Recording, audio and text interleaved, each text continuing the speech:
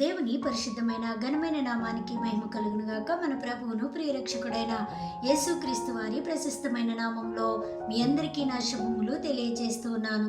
అలాగే ఈ మట్టల ఆదివారపు శుభాకాంక్షలు శుభములు తెలియజేస్తూ ఉన్నాను. ఈనాటి ధ్యానం కొరకు పరిశుద్ధ గ్రంథము నుండి పరిశుద్ధ లేఖన పాఠ్యభాగము మత్తయి సువార్త 21వ అధ్యాయము 9వ వచనము.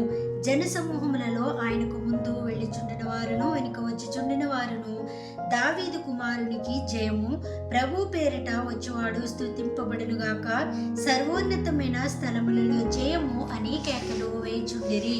మరి ఈ దినము మట్టలాదివారము. మరి యేసుక్రీస్తు ప్రభుల వారు ఎంతో జయోత్సాహముతో యెరూషలేము జయప్రవేశము చేసినట్లుగా మనం చూస్తాం. మరి శిష్యులను చూచి మీరు ఎదుట ఉన్న గ్రామానికి వెళ్ళి అక్కడ కట్టబడి ఉన్న ఒక గాడిద పిల్ల మీకు కనబడుతుంది, దాన్ని నా కొరకు తీసుకొని రండి అని చెప్పినప్పుడు శిష్యులు ఎవరైనా మీరు ఎందుకు విప్పుచున్నారు అని మిమ్మల్ని అడిగితే మీరు ఇది ప్రభువునకు కావాలని చెప్పండి అని క్రీస్తు ప్రభుల వారు చెప్పడం అక్కడ మనం చూస్తాం. అయితే శిష్యులు వెళ్ళి ఆయన కొరకు గాడిదను తీసుకువచ్చినట్లుగా మనం చూస్తాం. ఆయన రాజు కదా, గాడిదని ఎందుకు ఎక్కి యెరూషలేము జయప్రవేశం చేశారు, గుర్రాల మీద వస్తారు కదా రాజులు అని ఒక చిన్న సందేహము మనకు ఉండడం జరుగుతూ ఉంది. అయితే గాడిదను ఎక్కడంలో వినయానికి సూచన, హ్యూమిలిటీ అనేది ఆయన కనపరిచినట్లుగా మనం చూస్తాం. ఆ వినయము అనేది ఆయన నుంచి నేర్చుకోవాల్సిన ఒక మంచి క్వాలిటీ అని మనం జ్ఞాపకం చేసుకోవాలి. అయితే ఆయన ఆ గాడిదను ఎక్కి వెళ్ళుచూ ఉండగా అనేక మంది జనసమూహము ఆయనను వెంబడిస్తూ ఉన్నటువంటి వారు హోసన్నా జయము, ప్రభు పేరిట వచ్చువాడు స్తుతింపబడును గాక అని అక్కడ మాట్లాడుతూ అరుస్తూ ఎంతో గట్టిగా కేకలు పెడుతూ ఉన్నట్లుగా మనం చూస్తాం. అయితే హోసన్నా అంటే అర్థం ఏమిటి అని మనం ఆలోచన చేస్తే రక్షించేవాడు మా కొరకు వచ్చాడు అని అర్థము. ఇది హీబ్రూ పదము. హోసన్నా అనేది హీబ్రూ పదము. అయితే ఆ కాలంలో యూదులు రోమీల పాలనలో చాలా బాధలు అనుభవించేటువంటి వారు ఒక నిరీక్షణ కలిగి ఉండేవారు. మా కొరకు మెస్సియా వస్తాడు, మా కొరకు రక్షకుడు వస్తాడు అని వారు ఎదురు చూసేటువంటి ఆ కాలంలోనే క్రీస్తు ప్రభుల వారు ఎంతో ఘనముగా జయప్రవేశాన్ని గావించడం వారికి ఎంతో సంతోషాన్ని ఇచ్చింది.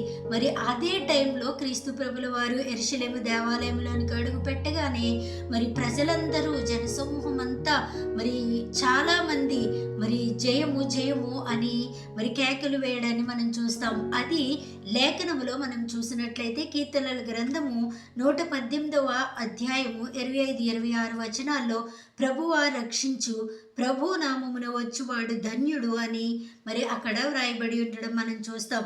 ఇది క్రీస్తుకు వారు ఉపయోగించారు. క్రీస్తు ప్రభుల వారు లేఖనాన్ని నెరవేర్చారు అని మనం నమ్మాలి. మత్తయి సువార్త 21:9లో దావీదు కుమారునికి జయము అన్నారు, మెస్సీగా ఆయన్ని అంగీకరించారు.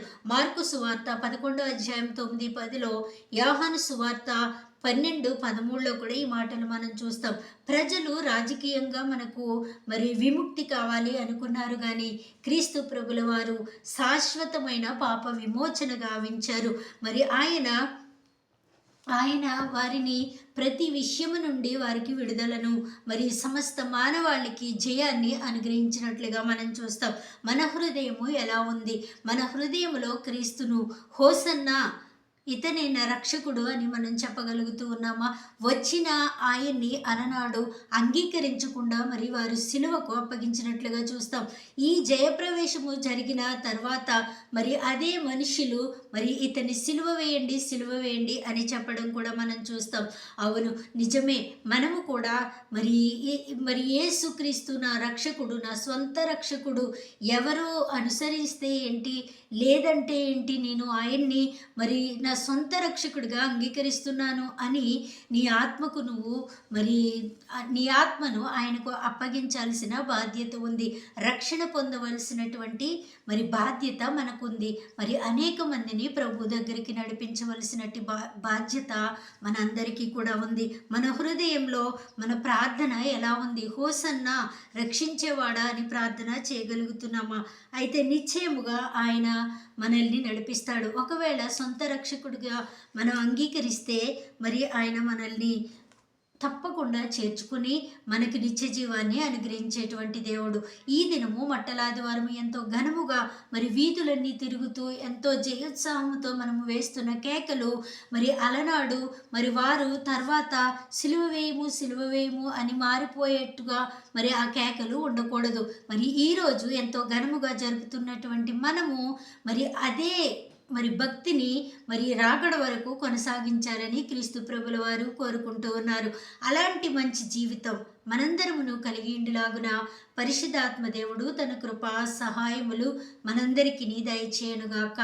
కృప మనందరికీ తోడైండునుగాక. ఆమెన్.